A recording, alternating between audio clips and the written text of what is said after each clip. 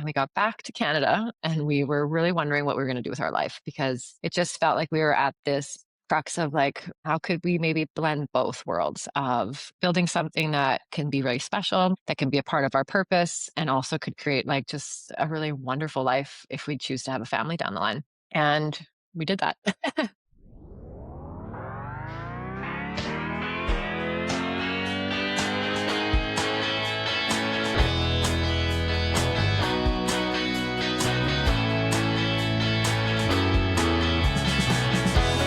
My business is your business. It's all up in my lady business with me, Mary Nisi.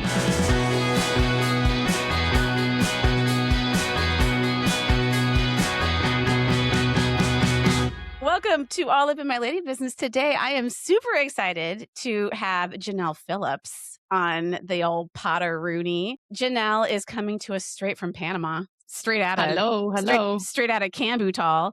Janel owns the Sansara, the yoga retreat that I go to every year that I talk about all the time on this podcast. And it seemed only right to get the reason that I have a happy place to go to can come on here and be a part of this magic. So thanks so much for taking time out of your paradise life and talking to me today. Thanks, Mary. I'm so excited. I love you and I love your spirit. So I'm so happy to bring a little warmth to the other side of where you are right now. Yeah. I mean, it's both metaphorically and awfully cold up here. So I'll take it. I kind of know your story about how you wound up in in Canada and Canada in the first place, and then like how you started out in Canada as like a fancy athlete along with your husband Mike. So I would love to hear. Can you give us a little bit of your story about how you wound up where you're at and who you are and why you're awesome? Sure. In that order. I would love to share in that order. Okay. Not really. It was 2011 and we're from Saskatchewan. So it's the north of Canada, cold as hell. And it was beginning of December and it was already minus 30 degrees. And we were just really wondering, what are we doing? We need to take a little step away. I owned another yoga company down there as well.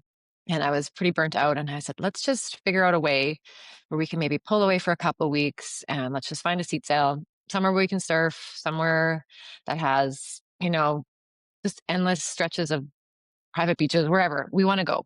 So we decided that we would just look up cheapest flight prices, and Panama ended up winning for us. So we're like, hey, neither one of us have been there. That sounds great. Let's go. Really not really much of a plan attached to us at all. Got to Panama, we flew in and we went to the Caribbean side, which was lovely, but it was raining and we just came from snow and we just were craving vitamin D. And we said, oh, I wonder if we fly to the other side of the country and maybe check that out. So we had about 5 days left of our vacation and we stumbled upon Cambutal and it was perfect. Nobody was here. And that's exactly what I needed. I just needed the opportunity to disconnect, to not have a cell phone, a computer, and honestly, just people around. And Mike and I just had the best time drinking 50-cent beers, tuna plates for $2.50, surfing uncrowded waves. And we just made the most of those last remaining 5 days. And we got back to Canada and we were really wondering what we were going to do with our life because it just felt like we were at this crux of like, do we want to start a family? What does that look like? Can we continue on this path of just like working all the time and not making time for enjoyment? And how could we maybe blend both worlds of building something that can be really special, that can be a part of our purpose, and also could create like just a really wonderful life if we choose to have a family down the line. And so just we did that.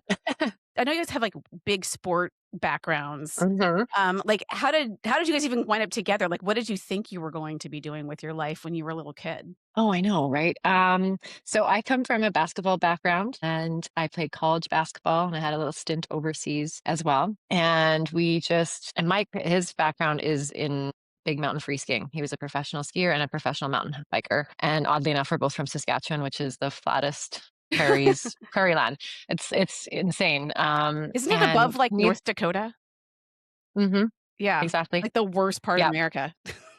Mm-hmm. It's very cold. I mean, it's good people, good place to be from. But I had met Mike actually when he was finishing up his ski career. He had broken his back when he was about 26 years old, and he, kind of said goodbye to that sport at that time. And he went and he worked over in Grand Cayman Island as a snorkel guide instructor, healed his back, couldn't be around his friends because he just couldn't be in the sport that he once loved and he couldn't just be around it. So he was over in Grand Cayman and he has a construction background and he wasn't utilizing that at the time. But shortly after his time in Grand Cayman, a Hurricane Ivan rolled through there and it basically leveled the whole island. So he was there as a part of the rebuilding component, and he ended up partnering with the same company that he was working for in the adventure guide industry.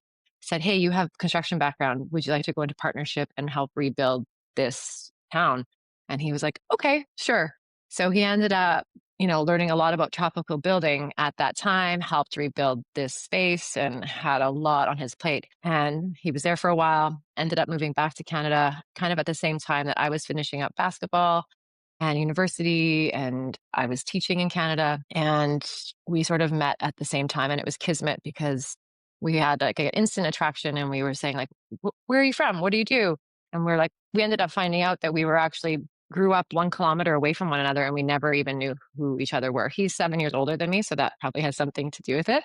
But in the next breath, it was like this automatic, like love for travel, great conversation, and our relationship just started to take place. And less than a year later, we found ourselves on this Panama trip. And then 6 months later, we were married and engaged. And at our wedding, we then told everyone about how we had this amazing 5 days in this small town, and we're actually going to move there in 3 months. And it was a bit of a mic drop at our wedding. Everyone's like, "So that's why you didn't ask for anything but money for your registry?" And I was like, "Yes.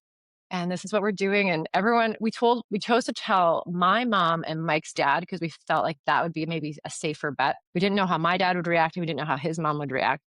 And everyone was super supportive. Both parents were like, "Good, go do it. You should do that." And December 1st of 2012, we packed up 4 bags. We did not have property bought. We did not have a clue what we were doing. And we made our way back to Kambutal as it stood out in those 5 days. And then it just started to unroll. That's insane. That's a great story. I love that It's Mike crazy. and it's interesting. It's like one of these things where like it's like it feels like the universe puts everything in front of you. You just have to kind of see it. And it's like Mike learning how to like build in the jungle. Like that has to be a completely different animal than building, like for concrete that will cure and won't crack and minus hmm 30 degrees, whatever. Like that's like I to know. learn that is such a cool thing. I know we said like all these little stepping stones because people say, "Oh, were you in hospitality before you opened Sansara?" I'm like, "No." They're like, "Well, what did you do?" I'm like, "Oh, I was a special education teacher." And they're like, "Okay." I was like, "I just learned that you'd have to treat people great. And that's actually a very simple recipe to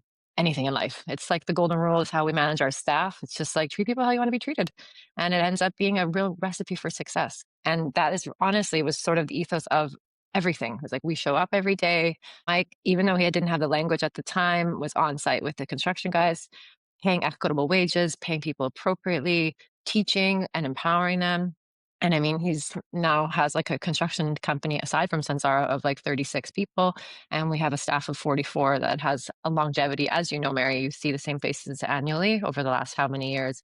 And it's just, building a community and building a space at the same time. I feel like the people that work there are like my friends now. Like, like hmm it feels like I mean, Good. you really have a great group of people around you, and they have stayed around. I mean, I've seen the exact same people and people come Yeah. in and then they stay. So, I mean, I think that's a really big, and it's interesting to go back to like just the idea that, yeah, I just treat people the way I want to be treated, and hmm like that's such a, especially coming down there because I was just there, 3 weeks ago or however long I was, less than a month ago. I was there and, having so much has happened in America in the last year. I don't know if you're aware of it.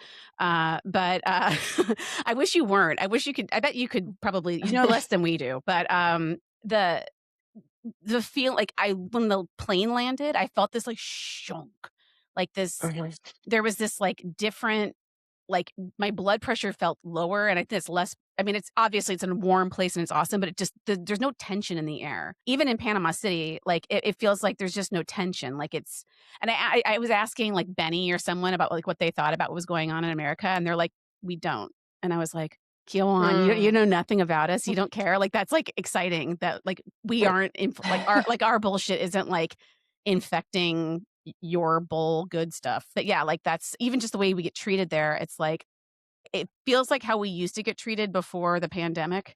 Like, it feels like the pandemic kinda stripped away the artifice of, like, service or something, and now people are just like, "I realize I'm just doing this for money." And it feels like that's Yeah. not the case there. Actually, anywhere in Panama, everyone was super down to the airport, everyone's super nice. Yeah, it's funny. Was talking to a friend whose husband is Panamanian, and she had a trip in San Francisco, and he had never been there before, and he was just sort of shocked with the homeless crisis and just drug abuse and all of that. Never seen anything like it. And he just looked at his wife, and he was like, "Where are their families? Why is no one taking care of them?" And it was just such a poignant, like, comment to make out of innocence, but also like, what? It seems so if you reduce it down, it's actually quite like it just you feel like it could be simple. And I know Mhm. it's not, and I'm not trying to take anything away from that, but it was just like this purity of like, what? Can't we just take care of people? San Francisco is particularly bad. I mean, I was even Yeah. shocked by the Yeah. homeless situation in Canada. Like, people, like, literally just shooting up outside the Mhm. fancy hotel I was staying at, and it's like, "Wow, okay.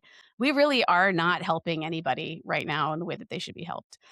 No, and I So see that. We see it too when we have guests come in. You can just see the nervous system that you're talking about, like the immediate feeling of when you landed on that plane, and this peace that kind of washes over you, and then it gets continues to become reinforced and embedded during your time here as you slow yourself down, and you're like, oh, okay. And that's like for me, that's like the magic, like it's just this opportunity to have a safe space and kind of plug out the noise for if it's only a week or whatever it can be for people. I do think it's medicine. yeah, well, and I noticed, like, there's no homeless people. Like, that was a very like, there wasn't one I didn't see any homeless people when I was in Panama, and it's both in Panama City and in Cambutal, and it really makes me realize just how far we have fallen from the ideals that we claim to profess in this country. I love the story about how you guys found the place that Sansara is Mm. on, so maybe you could talk about how you land in Panama City or in Cambutal with 4 bags. Where did you Mhm. stay?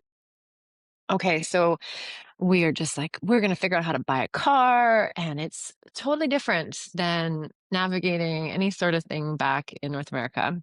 You can buy a car in a couple hours and you walk away with your insurance. And so that was my mindset. We're going to go to this used car dealership. We have $5,000 that we've allocated to our first vehicle. That's all we can spend. So we find a car and it has new seats in the car. And he's like, oh, don't worry. By 3 o'clock, we'll have seats and you'll have a steering wheel. And I'm like, okay, sure. So we've now gotten our first car. And I'm like, okay, so we can go. And he's like, no, you have no insurance. I'm like, what? But I just gave you my money. He's like, yes, but we don't have insurance. So we're thinking we're getting ripped off. We're not clear. Finally, the guy's running around. He's like, usually this is a 3-day process, but here you go. It was like 6 o'clock at night, gives us everything. And we are off now to Cambutal, straight shooting. And again, it was like the trip the year before, we had seen 2 other places, and it was so immediate that it was Cambutal that we had to just go directly to. So we're driving, we get to Cambutal, and we realize we actually don't have like a reservation anywhere to stay. We're just like, we're okay. We don't know what we want to do. We're thinking maybe we're buying a tent and we're going to camp. So we did buy that on route. And then by the time we got to Cambutal, it was quite late, and I said, I'm not camping. And we found a little hostel and we stayed there for about a week while we tried to land and figure out. And then we ended up finding a rental house. And again, we had this mindset where we didn't want to just rush into a place and claim that we were going to buy something and this is what we were going to do. What was great for 5 days doesn't necessarily mean it's going to be like a place that we should maybe throw all of our eggs in a basket. And so we sort of made this commitment to ourselves that we would give ourselves at least 6 weeks to just be, and I'm pretty type A personality. And about 2.5 weeks into this just like chillin' surfing vibes and me doing a yoga practice and walking the beach, I started to get pretty anxious of like, what's our purpose? What are we doing? We're spending our money that we don't really have. Like, we need to figure out a plan. And it was at the same time, this is right around Christmas time. My birthday is December 23rd. So I was having this crisis on my birthday because I have no friends. There's no cell phone service, and there still isn't cell phone service, which is such a blessing. There's still no cell phone service in Kambutal. But I was having this moment where I couldn't even talk to anybody. And Mike just says, okay, well, like, what do you want to do? And I'm like, well, I just think we need to formulate a plan. Like, if we don't have land, like, honestly, by the end of the year, this is like a week away. This is Christmas time. Like, this is really shooting myself. This is shooting him in the foot. He's really getting annoyed because he's like, I'm really happy surfing. And I said, no, like, I don't know. I think we just need to like really figure something out here. And he was like, "Okay." So I have that moment, and then, like, I swear to God, Mary, it was like 30 minutes later, knock on our door because no one can text. People stop by. This is how it works here. It's the art of the drop by. And so the one friend that we've made knocks on the door, and he goes, "Hey, I know you said like you're not wanting to like look or rush anything, but I overheard this couple at the cantina saying that they have to sell their titled beachfront property." And I like look at Mike and I'm like, let's go down there, let's go to the cantina. And he's like, okay, well, we should probably wear like a button down shirt and we should probably get dressed up. And so there we go. And we walk our butts down and we meet this couple and they're lovely. And they say, yes, we have to sell. We need to move back to Spain. And we said, okay. So they walk us to the property. They walk us down the road. And ironically enough, I know that the actual gates of Sansara are actually where we walked in that day because of the elevation and having to walk up this little hill. And she took us to the land where Sansara is. And at this point, there is nothing there, right? We built everything from the ground up. Pure jungle. Can't even see the ocean. And we're oceanfront. It's thick with weeds and just brush. And this man with an extra machete for Mike to walk around the whole perimeter of the property. It was And BYOM. exactly. He's like, okay, you are going to walk with me and we're going to have to cut through exactly the square footage of this space. So, which led to me having now about 45 minutes to have a broken English Spanish conversation with this woman and just talk to her about like, like why do you want to move back home or all this stuff.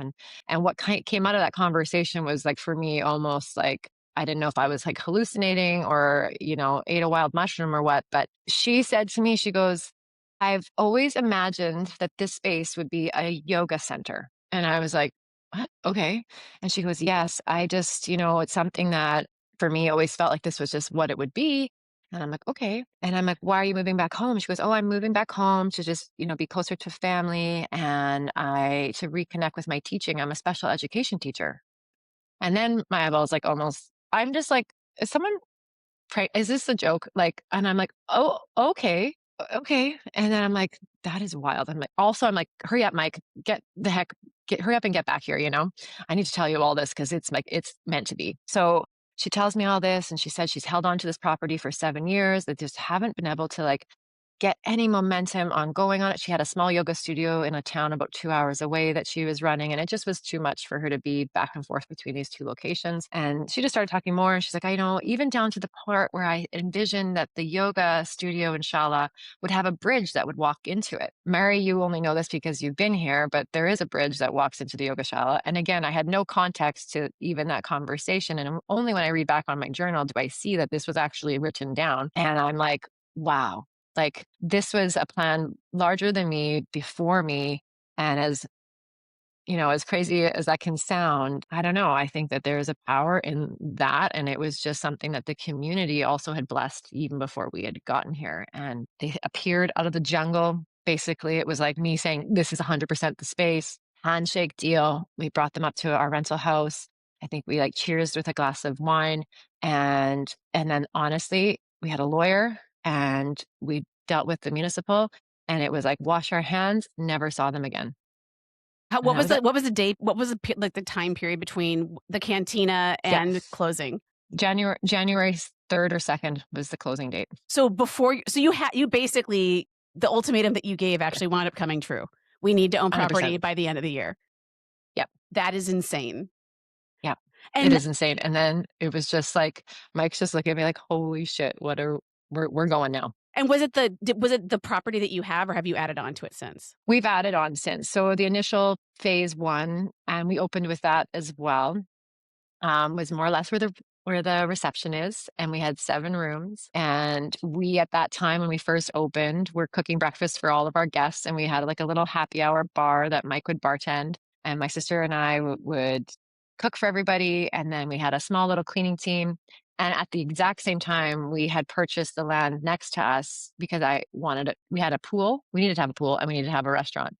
And 2 more rooms. So at the same time that we were soft opening with 7 rooms and just, having a small house running everything, Mike was busy with a crew of like 30 or 40 people getting a pool ready, a restaurant ready, and 2 other rooms.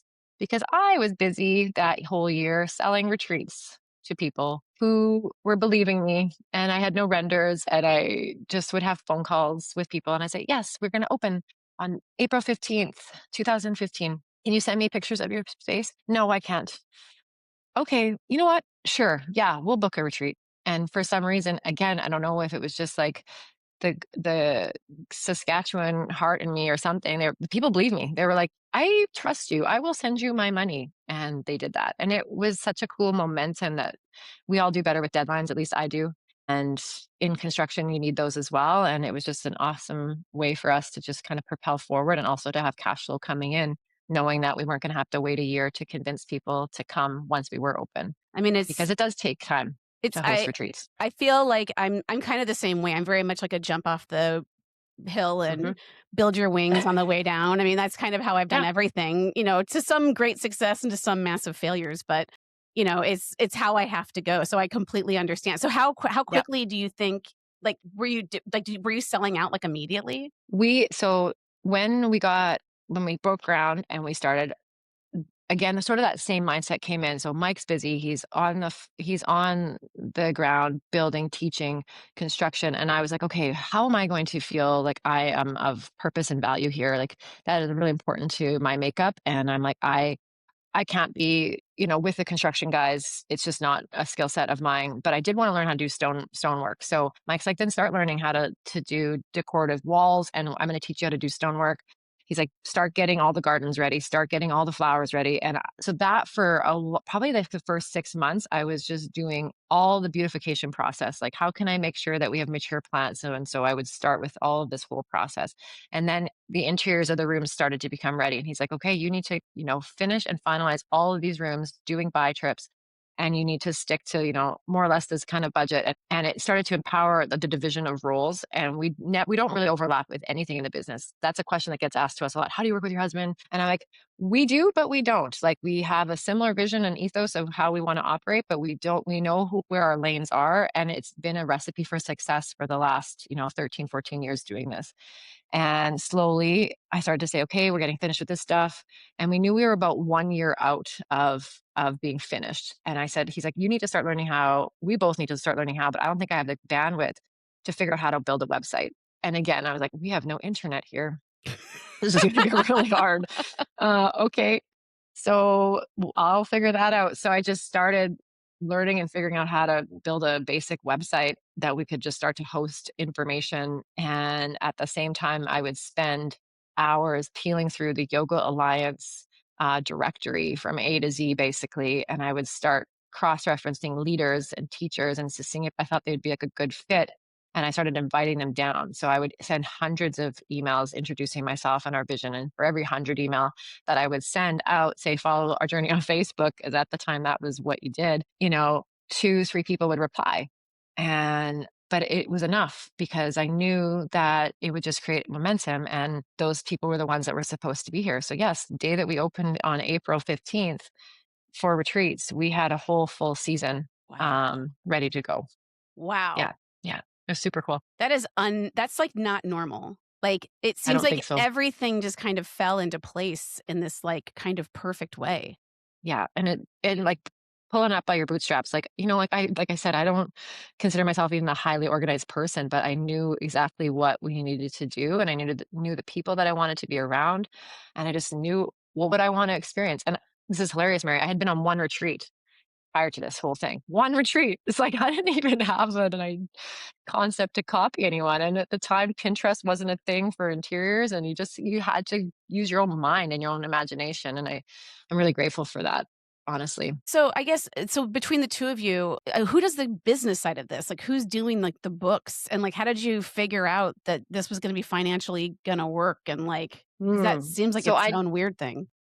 Yeah, I did a lot of like the contract development, and I kind of taught myself a little bit about, operating costs, but I would say I have an amazing team. One woman in particular, her name is Linda Dawson. Shout out to you, Linda. Linda. She's been with us for 10 years, and is incredible. She was down surfing in Guanaco one day, living out there. She's Canadian also, and she came by for a smoothie, and then I offered her a job.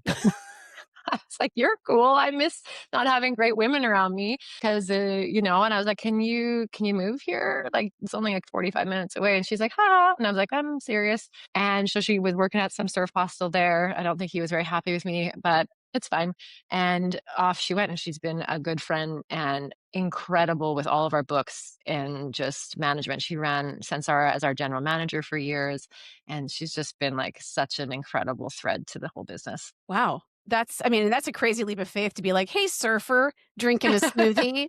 Do you wanna run the financial side of my yoga I mean, empire?" she definitely grew into that. She started as like a great bartender and server, and then it just started to grow. We just always just grew together. It was such a neat thing.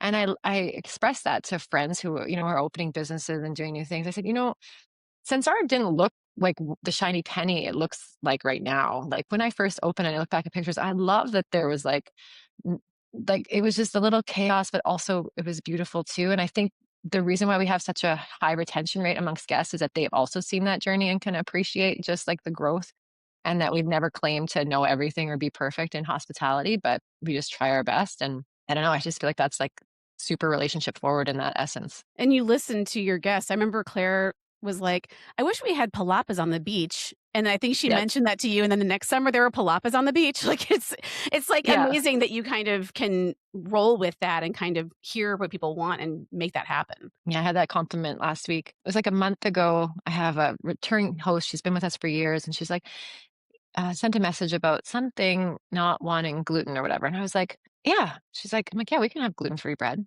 She's like, oh, I'm like, yeah, all you have to do is ask. I just didn't think about it because I don't eat that way. And that's also like, I have to pull the lens back a bit. And then she messaged me because they were here last week. And she goes, by the way, not all the gluten free options, they didn't go unnoticed. So I knew as soon as I gave you that feedback, you'd run with it. And I'm like, yes, it's a gift. I need it. Like you never want to get stuck. Well, and it's, like in my own to parallel it to something that's going on with me, I DJ those all women dance parties. So good. And they're the greatest thing I've ever done in my life. And I put a notebook on the edge of the stage for people to like write down requests, and everybody's always kind of floored by that I take requests, and I'm like, first of all, I take suggestions. None of these are Yeah. promises, but I do want to know like what the room wants, because like if everyone's writing on 90s hip hop and I'm not playing 90s hip hop, then I would not have picked up on that if unless people are telling me.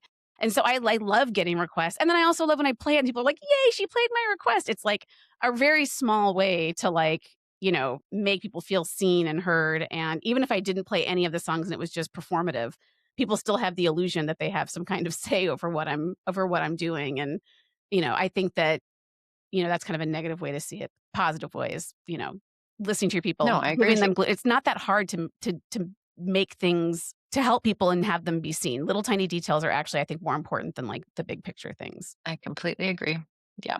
I remember Yeah. Mike saying a couple of like one of the times, because when we get the little spiel about that you guys have given, you don't really do that so much anymore. I don't feel like you guys have done that in a couple of years, but that's not a criticism.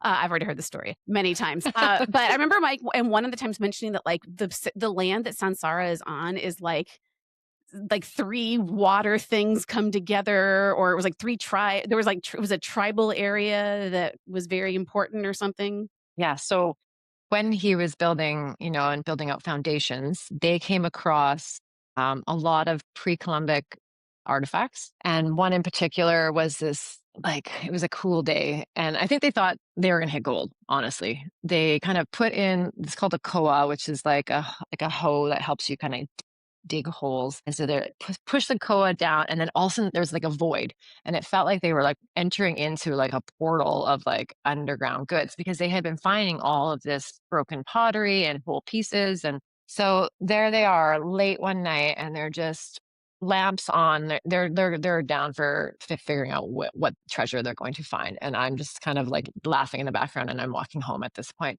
But he did come out with this beautiful bird's head, and it was super cool. And I had a friend who could sort of study it and kind of the representation of what that artifact was and what it could have possibly represented. And the conclusion came out that there is like a river that kind of flows through Sansara, and all of this pottery was kind of found along the banks of it. And so the theory is like where we're located is in front of a protected bay. So it would have been a safe place for people to come off of their boat and maybe perform rituals or camp or be on this land, and then washing their things in fresh water, washing their bowls, plates. And this specific bird's head would have been representative of like royalty or like shamanic, like on an end of a staff or something that someone of, tribal power would have maybe had. So that's sort of what we've gone with, and we think it's really special and potent and beautiful. Also, we're figuring out what we could maybe do with it to showcase it because it's pretty neat. And what happened with did you keep the other pieces of pottery and stuff that you found? Yeah, we have lots of it, and we continue to find lots of it, which is so cool. That is incredible. I mean, you would Yeah, almost think that like an architectural or not architectural, archaeological that's cool. somebody or another would be interested in like Yeah, we're like maybe we don't want to tell yeah, anyone. exactly. That's I mean, Bring up. don't want to disturb any Yeah, kind of like native burial ground yeah, yeah. situation, kind of like how America's built entirely on a Native American burial Hmm. ground. So now we're here, we're 12 years later, you've just been killing it on this. I know it's wild, but Were I'm you feeling very grateful for it all. It's you're raising children down there too. You've got 2 of them, right? How old are they? Yeah, they're the best. The almost 17, 7, 7. She's turning 17 though, I think, in her mind. And then I have a 9-year-old boy. So I have Asher and Ocean. They're amazing little kids. And their entire so they go to school down there at a school that Yes. you Yes. started? Did you start the school? Yes, it did.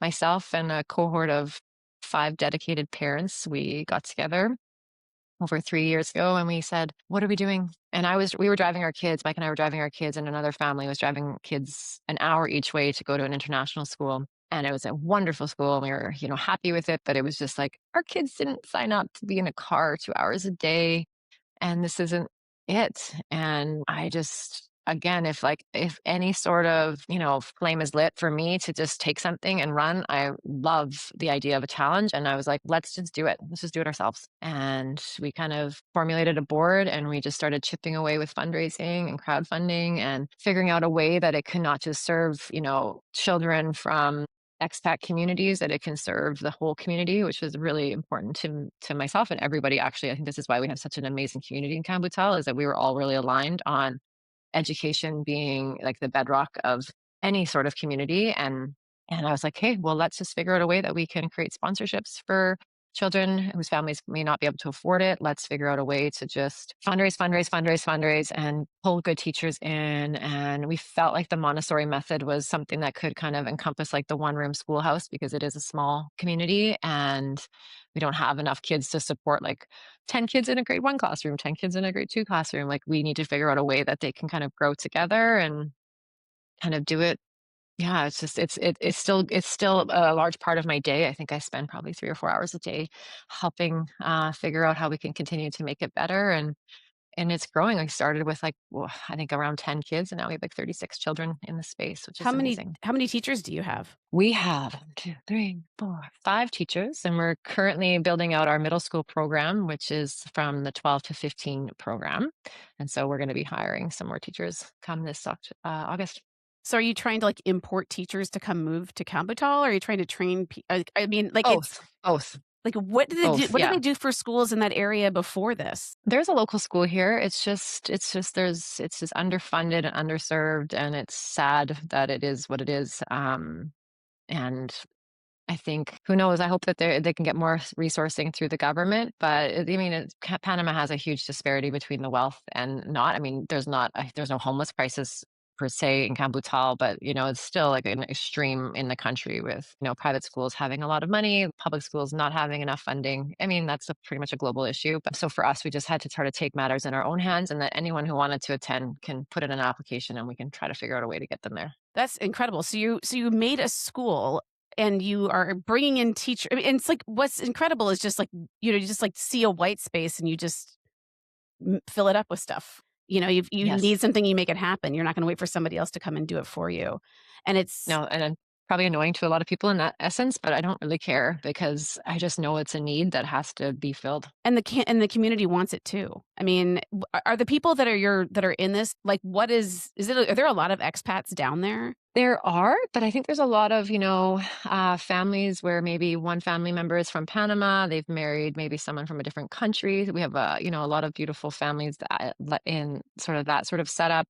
A lot of families that have found their way through Sansara as a filter system that have relocated that maybe have can work abroad or can work, from home. Other people have decided to relocate and start small businesses here. I mean, it's really grown since COVID, not in a way that's like not sustainable or healthy. I really love the growth of how Cambutal is moving and in the direction because I think the people are all really wonderful. And then just these young families that are now seeing that there is a school. So I think they're seeing that there's a potential that they could have a life down here. I think without the school, I don't think that the town would grow, in a nice way. And I think, and for me, it's like I said, it's just more of like a piece that can serve the community. I mean, what do you think your community could use? Like, what's the like if More somebody restaurants. oh, yeah. I mean, yeah. I mean, restaurants Yeah. are always a good thing. But I mean, Mm. I just think that, like, especially right now with things being so messed up and not being saying that Cambodia is the only destination, but I think that this is a good story, I think, for people to hear that, Mm. like, you can just go someplace and you might if you allow yourself to open your eyes to the possibility, you can make the things happen. I mean that's something that's always been my way of doing things because I feel like I've always wanted things that weren't there. And so I'm like, well, I want it, and if I want it, somebody else might want it. So I'm just going to do it and see what happens. And those kind of leaps of faith, they're hard and they're scary and they take bravery. But we're living in a very like there's no it's all chaos right now. So why not? Yeah. So I feel like that's Yeah. And I think like that's what's been nice about some of the growth that's coming through is that people are recognizing those voids. Like, oh, we don't have a laundromat, so let's open this. Oh, there's not really like a small store. Okay, let's open this. Okay, we don't have a coffee shop. We should open a coffee shop. That has been happening in the last, 6, 7 years, and it's really awesome to see. So for me, I think it's in the hands of people who have like genuinely cared or they've visited here annually, and they're like, okay, maybe I'm going to start to figure out how I can have like a business here that can support the local economy, that can support local people, and it's beautiful. what's the biggest, like, culture shock that you have, like, when you go back to Canada or whatever? Like, what's the, like, "Oh my god, I can't believe I used to live like this." No one waves in their car or honks in like a nice way. Just general Everyone here unfriendliness? is like, just yeah, I'm like, "Okay." Like, we always are like, "Doop, doop, wave." Everyone waves. Everyone acknowledges everybody. Like, everyone gives eye contact. I think that's, like, the crazy thing for me. I'm like, you could be in the grocery store line and you're like, "Oh, yeah, I guess people, like, don't wanna talk. Cool." And I'm not saying that to, like, strike up conversation, but I'm just like transactional behavior, I just find is, like, very transactional when we Mhm. travel. That's a big one. I find it funny whenever we travel to the US, we end up always, like, in an Uber driver, and we end up speaking Spanish the whole time. Well, that's interesting. Yeah. And it's like the most amazing feeling because I feel like everyone becomes at ease. Mhm. I mean, you're relating to them on a level that they don't normally get related to, if anybody's even speaking to them, first and foremost. How did you speak Spanish going in? No, we had no Spanish going into this at all, and it's still not where it needs to be, and my kids are outsmarting me quite a bit, but I feel like I'm starting to take a next new step in just, like, growth and learning, and I'm actually excited with how I learned how to speak Spanish because we learned from it through the lens of this specific community and how what the cadence of how they say things and certain slang and coming from an underserved community with education not being super much it isn't a priority. It's a farming community and a fishing village. The illiteracy rates are really high here. I'm really glad that I learned how to speak through sound and by listening to people, and then that's the way that I speak Spanish is Camputaleño Spanish. Like, this is how we talk. Because I've hired people from the city, and immediately there's just this classism and there's this Mm. abrasiveness that our local staff will feel. And I'm like, I'm glad I sound country. This is Yeah. awesome. Yeah. Yeah. Yeah. You're like Yeah. it's like a Southern accent, basically. Yes, 100%. I'm like, oh, it's like sweet. And you're just like loving. Yeah. So you didn't have any kind of formal training to learn how to do your kids speak Spanish? Yes, they do. And they're to be more formal through school, through learning in that way, reading and writing it. So it's great. Like I said, it's not it gets me through. Put me in a lawyer's office, I'm not gonna be able to negotiate anything, but get me through the day in hospitality, talking with friends and family, hearing about their stories, I can understand everything and get through my day. Oh, that's cool. The Yeah. understanding, I think, is, like, the most important part because I never understand anything, and I'll be like I'll hear, like, a noun, and I'll be like, "They're talking about cars, maybe?" Like, it's you kind of I can't do anything when it comes to that. So, do you guys have any, like, plans? Like, what is your ultimate Mm. dream? I mean, you're kind of living it in my mind, but Yeah, I mean, Mike and I talk about it. We're like, and we keep reducing it down to like, where else would we want to be? And we've just said, like, how would we want to scale Sansara? What does it look like? What would the next 10 years be in our next 10-year cycle? And for us, like, it's just continuing to refine the business and just to continue to, bring in just different layers that can support the community, that can support, a healthy, being in the green annually. We have months where it's very slow and we're in the red for sure. And it's like, how do we continue to find and feather that line of, having this beautiful business that, because we always choose to keep everyone employed annually, even though we can go through months where it's really quiet. That's just really important to us. So it's like, okay, our next set is like, how do we figure out how do we have a 12-month profitable business and what do we need to do to get there? So that's kind of like where we put a lot of our focus on during the high season, like when you guys come down, when retreats are in full swing. That for me is like the engine is running and I'm definitely less busy. And then it's the slower season that keeps me more busy. And for Mike, it's a bit of the opposite. We own a company called Beta, which is a consulting and design construction company. And he's busy right now with building homes, supporting people who are newly moving and relocating. And he's just really talented at management. So he has like a crew of up to like 36 people that he manages on various projects. So, supporting him through that. I love design. So he definitely runs with the clients and then I'll support on the execution and the aesthetic for most of those projects. So I don't see that slowing down. And in fact, I hope I can welcome more of it. so you have a So I feel like second that's kind of our business. next. So there's, like, a Yes. second so you have a second business Yep. within this. 100%. Yep. Veda. Data. What's that all about? It's so fun. I think for us, we just saw this again, this opportunity that people were wanting to relocate to this space, and we wanted to like protect the beauty of Kambutal. So we figured if we could be a part of that component, and even like from a visual aesthetic, to make things look nice and work well with function and flow, that we should be a part and support people that way. It's been awesome. It's been super organic and it's been super successful. So Mike is the build and you're, like, the interiors, or Mhm. is that how that Exactly. works? Yep. That's cool. So It's so fun. that's like a separate, like is it a whole separate business and you've got, like, Yeah. different tax returns and everything is, like, a whole other thing? Exactly. Yeah, we have a whole different I mean, Sansara supports it a lot, which is great, but yeah, it's 100% separate, which is so neat to have something kind of independent from Sansara, but it's 100% fed through Sansara, Yeah, fed I from mean, Sansara. so I have a weird question. So, like, is there a part that feels like you're like white people that have come into this area with people of color? And I mean, is there any like animosity or weirdness with that?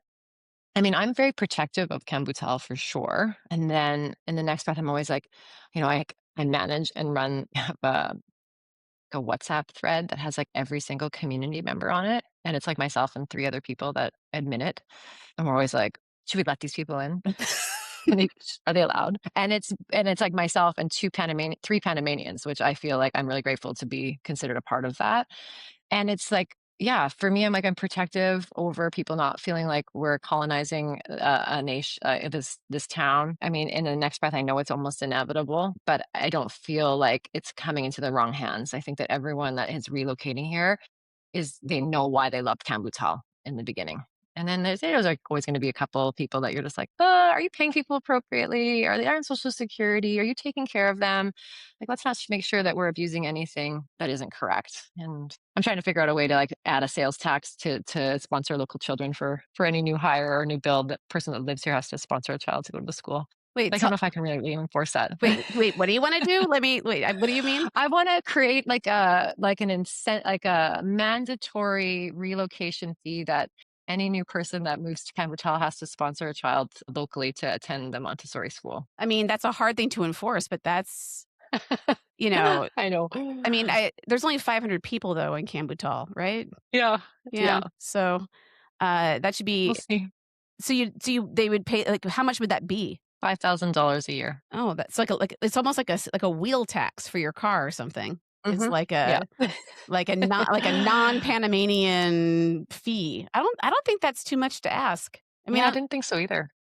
but that's We'll a good see. Maybe I can figure it out. you could also add it on as like I mean, I know you asked for donations to the school when you finalize things with your bill, but maybe there could Yeah. be like there's a 5% surcharge on everything that goes towards the education of the people of this area.